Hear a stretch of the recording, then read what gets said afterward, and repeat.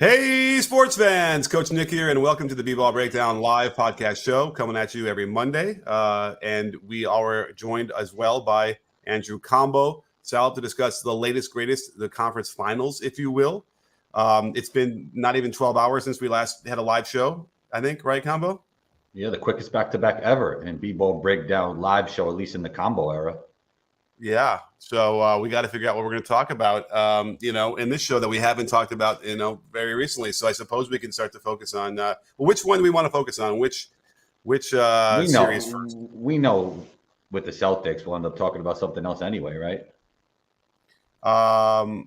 Okay. So you want to talk about the Celtics? I mean, we should, since it's the Eastern Conference Finals. But I think the more interesting, I really like the way the Pacers play basketball, but I do think the more interesting matchup is on the west side of things. Okay. Let's look at the matchups. Is that fair? Is it more interesting? It could be. I mean, listen, interesting is a state of mind. From your opinion. What's that? From your opinion. From my opinion, I don't know. I think that here's my opinion. I think that I have struggling with the most is that none of these teams played each other in the regular season when they were as they are now. So it's like I wish I could go through regular season footage and do some interesting stuff and like analyze it. But like the last time the Pacers played the Celtics, Buddy Hield started. Siakam was there, so he had gotten there by then. But Buddy was a big integral part of the Pacers stuff. And when you take him out, now it's like, well, how do we look at that? And then on the other side with the Mavericks, the same idea. They didn't have PJ or Gafford the last time they played Minnesota, so that doesn't mean anything to me either, right? I mean, Indiana had some interesting team basketball going on when Buddy Hield was there. They ran some really unique stuff with him, but Pascal gives them more of an ISO scorer, so they're just a totally different team at this point. But I really do like Pascal's fit, and I do think it's one of the more under-discussed topics when it comes to teams picking up a player. I know we talk about the Mavs a lot, but I do think Pascal is right up there with acquisitions that are really important. And we see, they made the Eastern Conference Finals, and I think they're playing with house money at this point. Yeah. It's interesting. Did we talk about Siakam last night about where he's rated? I feel like I had this conversation with somebody. And then I said he's been all NBA recently. I think it was just last year, if I'm not mistaken. Well, and I think what I said last night was this is his chance to really prove that to me. Well, look, let's say you think he's only top 30. What's the worst he could be? Top 35? The worst. Yeah, I suppose. Top 35 means, what number in terms of starting? What rank would he be as a top starting, small forward or whatever he is, or his power forward? Well, look, 4. If we could start going through names and stuff, which would take forever, but I don't think it matters if he's top 20 or top 30. I think it's more of the way he fits this team, because they needed a guy who could get in the mid-range and get a shot off and do that efficiently, and he's been that for them. Yeah. Okay.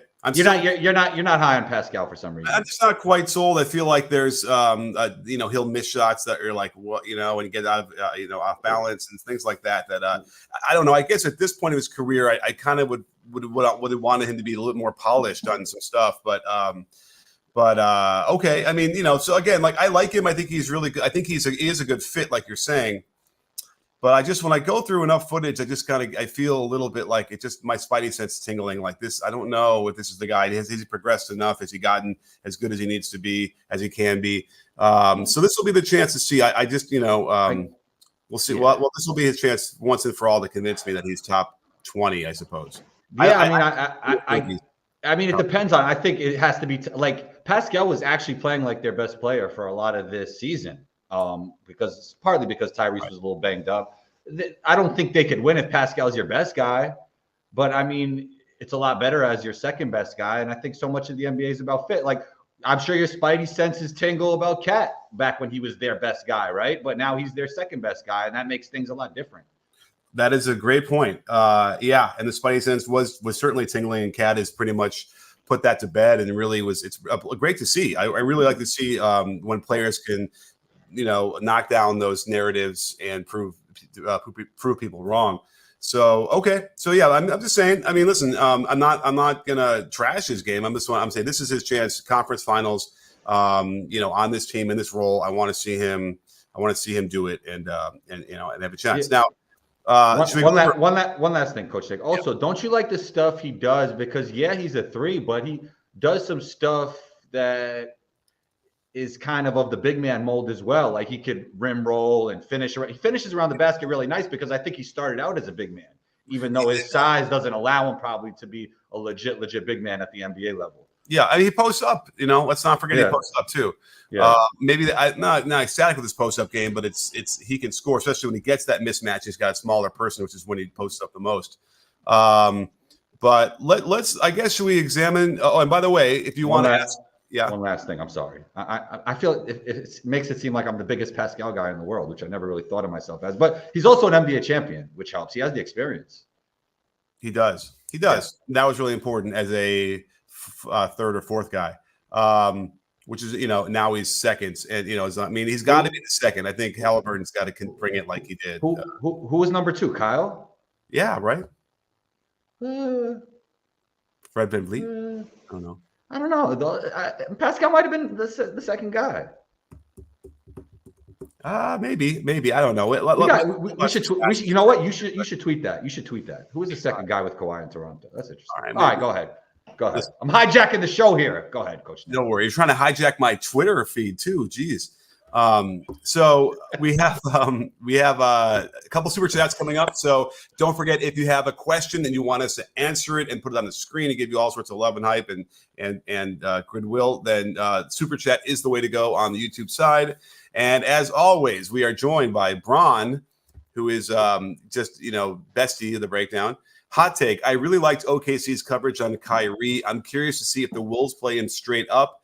And said he's taking the Kyrie matchup. Okay, so what we get into that right now. I wrote this out to figure out how they're going to match up. So if we go, let's see. Kyrie will have Ant, Luka will have McDaniels, PJ will have Cat, Gafford will have Rudy, and then Derek Jones Jr. will have Conley guarding him. I think that's going to how they line up. Does that sound fair?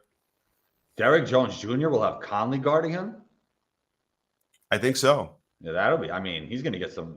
Derek Jones Jr. is going to get some buckets then. It's not even like with him isoing or anything, just him, rim running and getting some garbage baskets. That's going to be a tough matchup for Conley. I would think, there might be some of those tip dunks and that kind of thing happening there. But, otherwise, let's see. If Conley tries to guard Kyrie, Ant says he wants him, and Ant would guard they can flip it. They might do that both. They might show different looks. Yeah, I mean, players say what players are going to say. It doesn't – and I know – there's a huge narrative that the best players dictate what's going to happen. And a lot of that is true. But, I mean, coaches do have a say at things, too. So we don't know exactly if he's going to be guarding Kyrie the whole game. Right. But if I were Finch, I'd want, Ant to guard Kyrie. He's a really good defender. He's long. He can really – Why not Luka? Ant guarding Luka. Yeah, why not? Yeah, I mean, they'll probably do that, too, and then we'll have to see how that plays out. I'm sure they'll do. They'll bring Naz Reid off the bench and play Luka, which will be interesting because if they flip that on the other side, then Luka guarding Naz is not going to be easy for him at all. And that should be, it is a fascinating group of matchups here to see how they do it.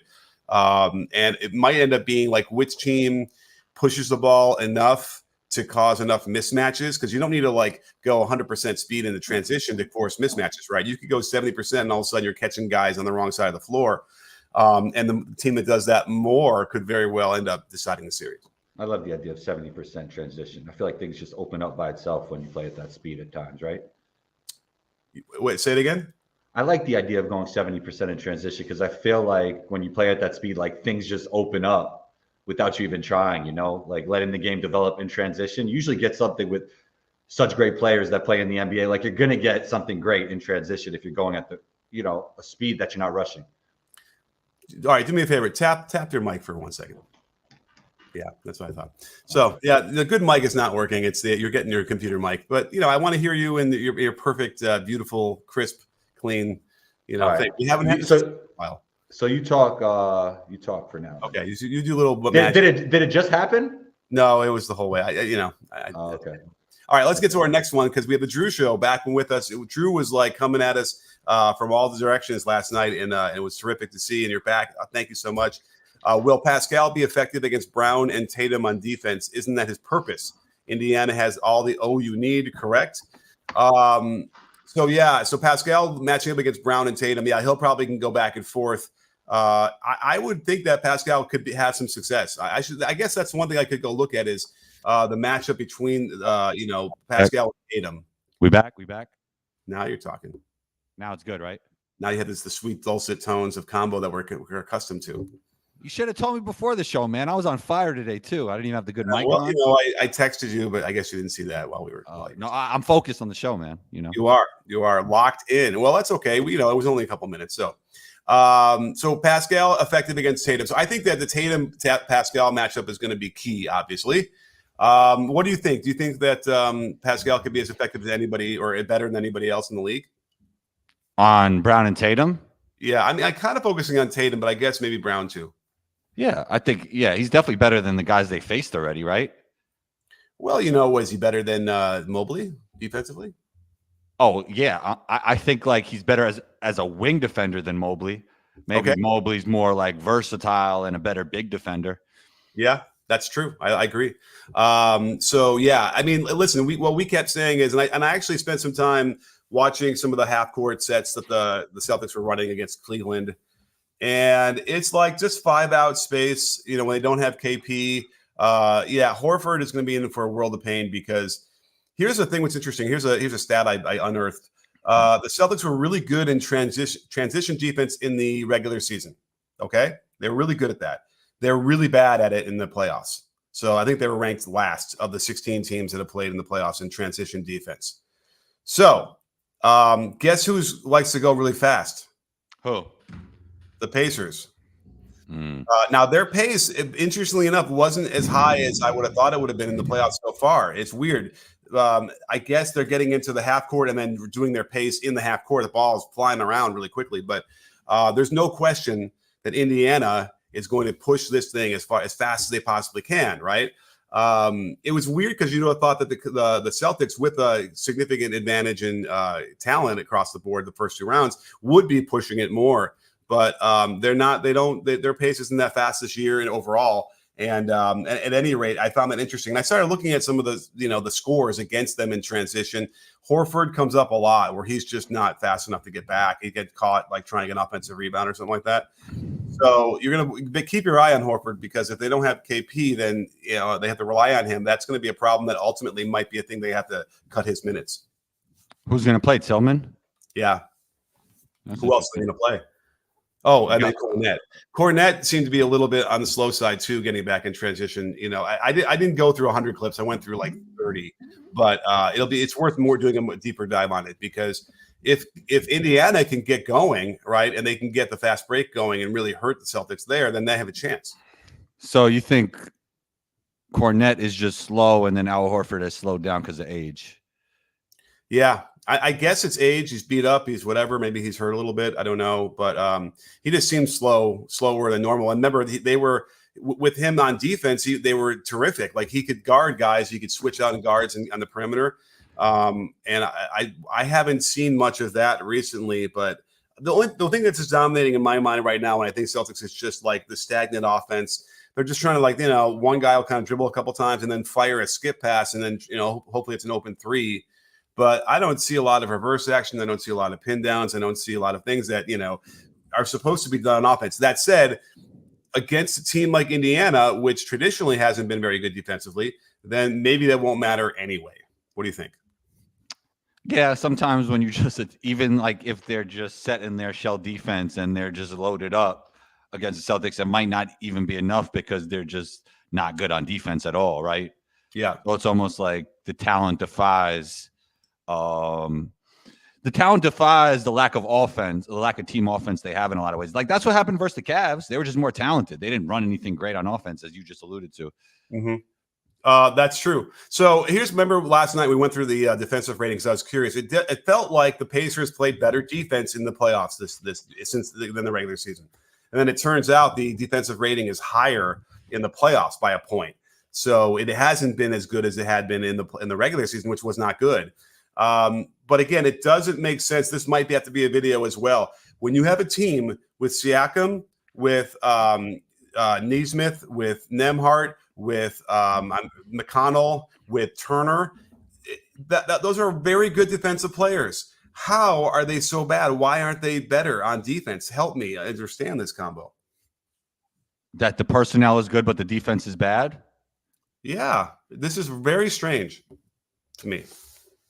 Well, I guess it's I guess the concepts lean more towards quick hitting offense and allowing the other team to get a shot up quickly. That might be part of it to keep the pace going. So that's what it's going. I mean, defensive rating. Oh, I see. So they're just getting everything just gets pulled apart so much more because it's going so fast up the other way. You remember when that D3 kid used to score like 172 points, and part of their strategy was like, oh, once they get a bucket, just let them go. Not saying the Pacers are doing exactly that, but something to the effect that they want to keep the pace going. Maybe, but okay. So in that case, here's what I want to do. We should separate half court defense, like when it's a half court possession. Since Siakam got there, right? That might be the whole key here. Is maybe it's gotten even better. As we're talking, I'm going to look up when did Siakam? What's the date of Siakam getting to Indiana? Do we remember? I can look it up real quick because I'm kind of curious if there was a budging of the defensive rating since then. That said, the entire playoffs is all Siakam, and it's not great either. But it's just confusing to me, and it leads me to point to let's examine the way they're being coached because there isn't much other explanation for that. Siakam was traded to, oh my goodness gracious, why can't I find it here? Transactions. He was traded on, there it was, on January 17th. So from January 18th on, in the regular season, let's see here. Let's do 01-18. Riveting. This is riveting streaming here to the end of the, let's see, we'll do April 15th, whatever that was, 14th. Okay, so the defensive rating of the Pacers after Siakam was 115.7, which is a lot better. It was a couple points better with him there. So there's something. Maybe we're missing something in the macro sense that's there that Siakam has helped for sure, but it should be better than that even. I just can't figure it out. If you had to guess, what would you think? I would think it's they allow middle too much, and in which case maybe they don't stress no middle, which is a big problem. If you let the ball in the middle, then that's where all the kickouts happen. That's where all the and ones happen. Are they helping one pass away off the corners a little bit? That's another. Those are the two big ones you look at in terms of coaching philosophy in my book that I'd be concerned with. But we have another super chat from best friend of the breakdown, Andrew Zhu, best friend of the breakdown, always there for us. Thank you, Andrew. Good weekend for Canada and Serbia basketball. More rest for SGA and Murray. More likely for Jokic to play for Serbia without a deep finals run. I guess, but Jokic doesn't seem to. He just plays, right? Hey, come on, let's play for your country. Okay. So I'm not sure if that would be a thing, but certainly. Sorry to cut you off. Olympics is a little different than FIBA, right? Than FIBA games. So I think there's probably more inclined to play for this. Yeah. Then I think Jokic would probably play no matter what in the Olympics. Like the Olympics is a big deal. It's not like FIBA Cup. Yeah. Not saying FIBA Cup isn't, but the Olympics are the Olympics, For sure. And he wasn't necessarily banged up like Murray is a guy who needs some rest. He got banged up, and I don't know what happened to him. I mean, we talked about it all last night, but the ran out of gas is the best term for it. But man, I mean, it was intense. They were hammering them down by 20. They had it. The Nuggets had it. And Mike Malone was not happy about being asked about losing a 20-point lead. Did you see that? Yeah, what exactly did he say? I didn't really look at it, but go ahead. He roasted Vincent Goodwill for the question because the question was something like, how does it feel that you had a 20-point lead specifically and then couldn't hold on? And he was like, that's a dumbass question. I think he maybe swore or something even worse. But the guy's raw at that point. He's upset. They lost the series. The season's over. It's almost like why have to go in front of and answer questions at all.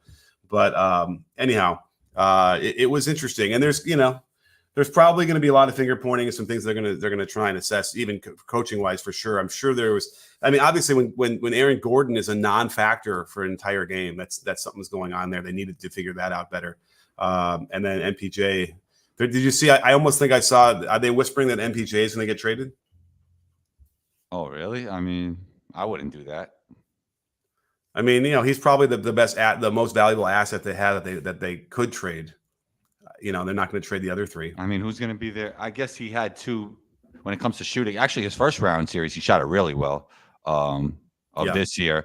But I mean, I guess it's 2 years in a row where he didn't shoot it well. But then the other question is like, he kind of fits with Murray. His archetype of player fits with Murray and Jokic so well as a movement shooter. I mean, you have to bring in another movement shooter. Yeah. And he was playing defense much better. So, they shouldn't do that. And I don't know if that's a real thing or not. But let's just finish up with this question. So Jokic to play without the finals run for sure. But yeah, I think what you said is right. He would play anyway.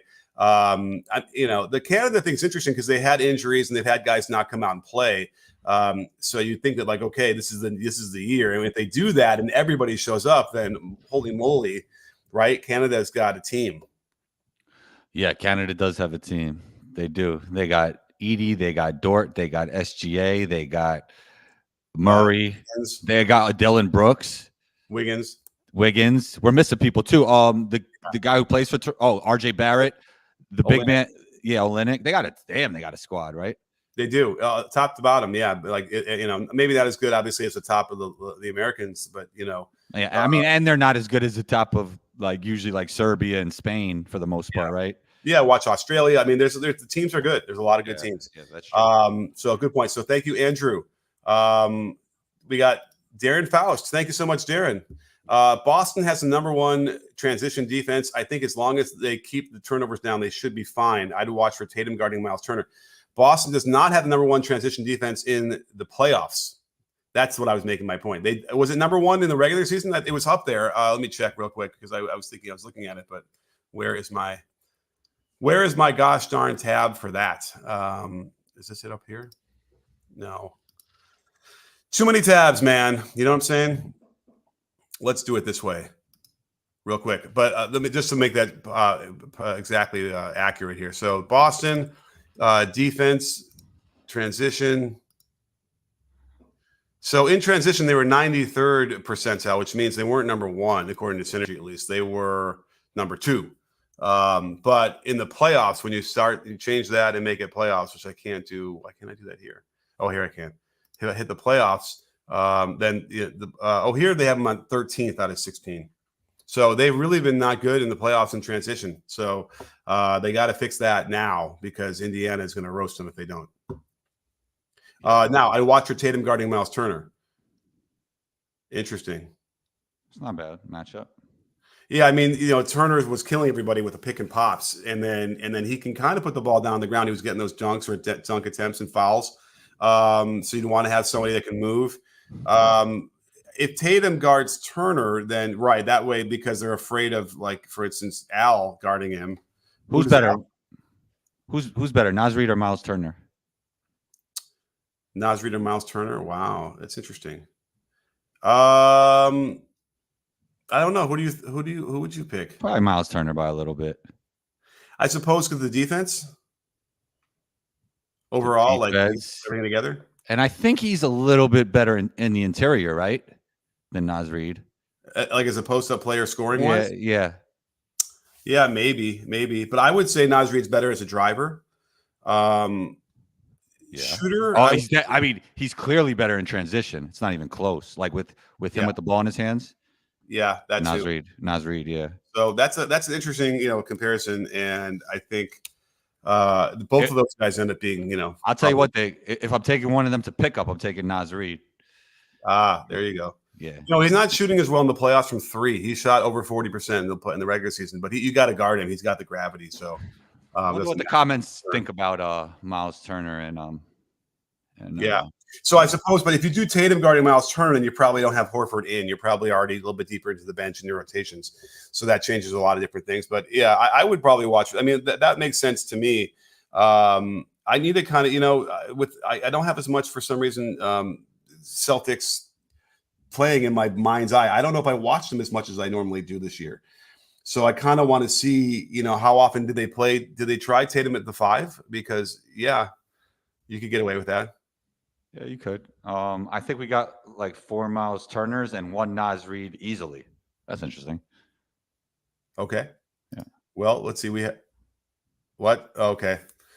Drew Show has it has some all caps going on. Vlade fired Malone and Stauskas. I guess he just wants to say Vlade Divac is not a good GM. And yeah, I mean, listen, I'm so glad to see Malone land on his feet in Denver and then win a title and show what he can do, because yeah, he shouldn't have been fired there. I thought that they were, building something as well, but Sacramento is an interesting place to try and work for. I suppose it's a lesson to there. And then Stauskas. What was this thing with Stauskas? The autocorrect made him something else, and it was really funny. Who remembers that? When you typed in Nick Stauskas, it changed, or somebody had made it make a meme out of it. You don't remember that? No. Spicy sauce? No. What was the Nick Stauskas meme? Let me try that if I type this in. This is riveting again, but no, someone's going to remember, right, in the comments. Nothing. It's not coming up. Alternative name. I don't know what you look for. Who's going to know? Right. Yeah. If you haven't been fired, you haven't been coaching long. I mean, that's kind of true. It's sort of like the rite of passage for just about everybody. Let's see here. What else can we cover? Have we properly gone over the Mavericks? I suppose we did a little bit of it, a dive with the Celtics, Indiana. I mean, and the big thing again is transition. So watch for that. What about, okay, so let's do our picks. Let's decide who we want. So Celtics, Pacers. Who do you think is going to win the series? Who do I think is going to win? Who I want to win? Well, who do you want to win? Pacers. Right, underdog. We love the underdog story. It's great. Yeah, Carlisle redemption. Yada yada. Sauce Castillo. There it is. Thank you. I'll give Mike. I think it's Celtics in 6. You don't remember this for Nick Stauskas? Sauce Castillo. That was what it would come out, or somebody typed it in, and it became a thing. Love it. Who is Sauce Castillo? That's the name of that. That's what the iPhone would change Nick Stauskas to. That's funny. Something like that. I don't know. Isn't that what it was? Someone else tell me if that's how it was. I think that's how it was. So it's not a real person. No, it was just like some weird autocorrect of his name.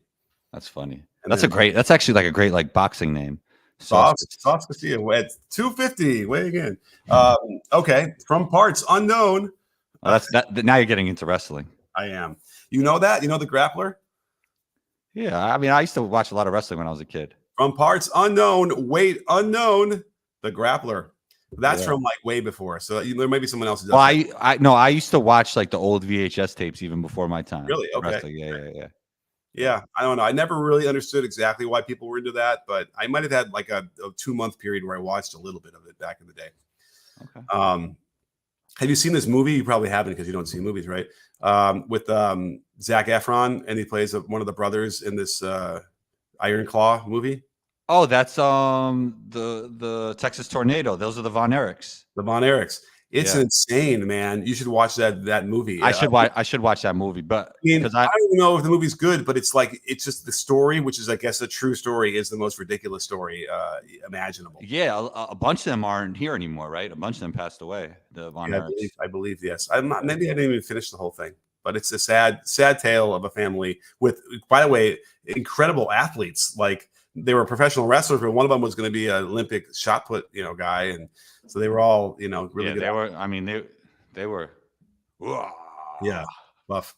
Okay, so let's get back to what we were saying. You want the Pacers to win. I want the Pacers to win. It's a fun story. It's not like we don't like the Celtics. It's just an underdog thing. Although I don't like the way the Celtics play offense, so that's annoying to me. And I feel like but I don't know if they can come up with enough to shut them down enough. But I am picturing Siakam out there, Nesmith out there, what's the word I'm looking for? Hassling. What's the word? Just all over Brown and Tatum and making their life completely difficult and probably lowering their efficiency, significantly.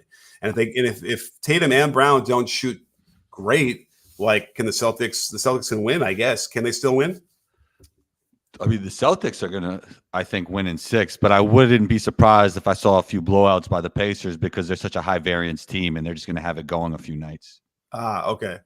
Maybe okay. So Michael Hill is telling us it was a closed captions for the Sauce Castillo. It wasn't auto chat. Anyway, let's get back to what you're saying. So I think it's 7. I might go 7. I think the Pacers believe they've got some experience under their belt now. Is Haliburton going to come and show up as the supreme Haliburton? I think so. Yeah. You think so? Okay. So I think they haven't played a player like Haliburton yet. The Celtics. Not quite. no, they have not. Well, I mean, Donovan Mitchell. Very different. Very different. Very different. Okay. Haliburton's almost like a pass first floor general that could score as well. And he's a lot bigger. Donovan Mitchell's more of a score first initiator. Yeah. Okay. Sorry, I'm just looking at some of these chats going on. He is okay. I mean, dynamic guard, ball dominant. There's some similarities there in my mind. Okay. But you're right. Donovan Mitchell doesn't pass like what's his face does. Haliburton almost got like an international player type of feel. Like he plays with a unique cadence. That's very different from the American players. I feel like Donovan Mitchell comes from more like the American player archetype, like Euros, side steps, like really great skill development. I feel like Haliburton is more unique in the way he plays. It's just awkward. It's just different. Yeah, absolutely. Does that all make sense to you? It does, actually. Yeah, I mean, Haliburton will keep you on your toes. He's unpredictable. He gets in the air for passes, no looks, all that stuff. It's really tricky. And also, he makes like more winning plays than Donovan Mitchell in the stuff that doesn't show up in the stat sheet. Like making a little extra pass, like finding advantages. I think he does that better than D. Mitch. Okay, interesting. And I wonder who's got the bigger trash talk game. Maybe Haliburton does.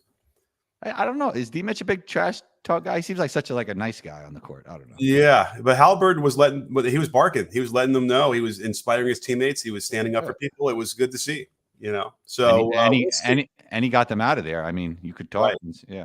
And you got Carlisle versus Missoula. Now, I'm kind of not. I'm a little bit concerned about what Carlisle's defensively, but overall, that's got to be an advantage to the Pacers, right? Making me think the Pacers can win this now.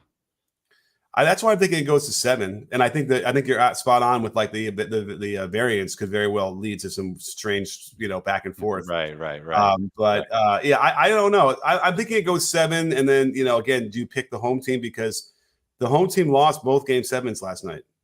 Yeah, I think since the 3-point evolution that Steph Curry and the Warriors brought on, along with analytics, obviously. Home court advantage doesn't mean as much because of the variance that a team like the Pacers show, Yeah, absolutely. Let's talk about the other series. What do we think? Who's going to win it? I'll go T-Wolves man, that's a tough one. Oof. Wow. I'm going to go T-Wolves in 7. I wonder what Vegas is saying. Do we know what the Vegas line is for I bet you they have the Mavs, if I had to guess. But I would have this. I'm typing this in Google. Okay, it's giving me that thing. Maybe you can explain what does it mean when it says plus 125? I'm not good at this stuff. I'm not good at this stuff. So I thought I was the only one that wasn't good at this stuff. Whenever I see that number like the 100 something to, or maybe someone can explain it in the comments. Game spread plus 1.5. It looks to me like the Mavericks are favored by some little margin in Vegas. And I feel like there's enough stuff. And I said that in the tweet last night about both Denver and Minnesota. Each team exposed enough flaws that would made me think, yes, we got to really consider Dallas getting to the NBA finals. So Andrew breaks it down. If you bet $100, you get 125. That's what 125 means. Okay. It's not a great return, I guess, but it's something. Well, if you put in 1,000, you get 250. Is that right? If you put 1,000, you get 250. Sure. Tell me if that's right in the comment section. 100 to 125. Well, what if you put 200? How much you get? That would seem wouldn't that be one? It's a 150. I don't know. And I taught math in high school, believe it or not. But I don't understand what that means and how it was. Plus means they're underdogs. Oh, is that right? Geez, Louise. Minus means they're favored. Okay, because you take away the points because they're favored.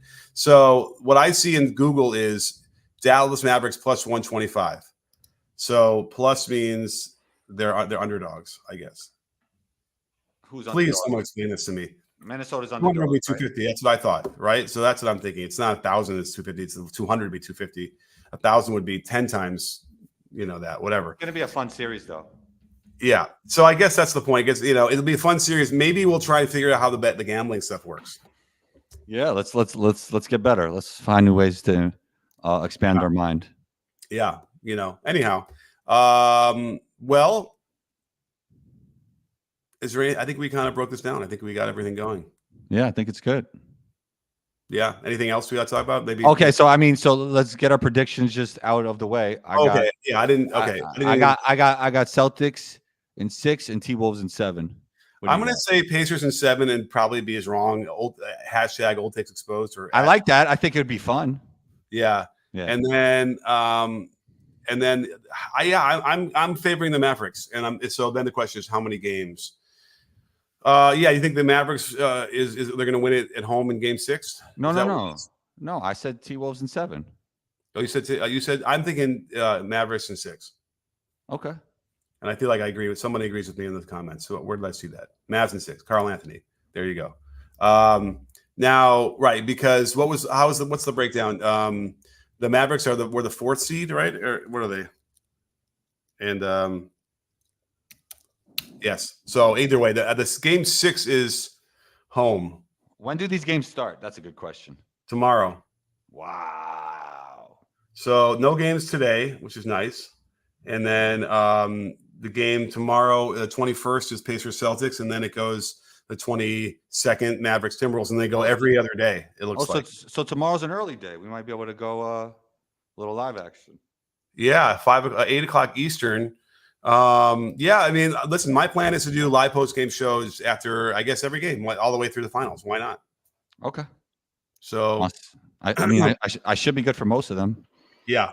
So there's Michael explaining. If you put 1,000 down, you get 1,250, not 250. 1,250. That's what I meant. 250 extra. Okay. Yeah, you win 250. Somebody right. even. You're right. Okay. I'm always right, Coach Nick. Yeah, that's a little. That's a little crazy. That's a little crazy. But I think some people understood what I meant. Right. You get 1,250, but that's 250 extra. Yeah. Like you win $250. That's what I meant. This is okay. More riveting live streaming from us.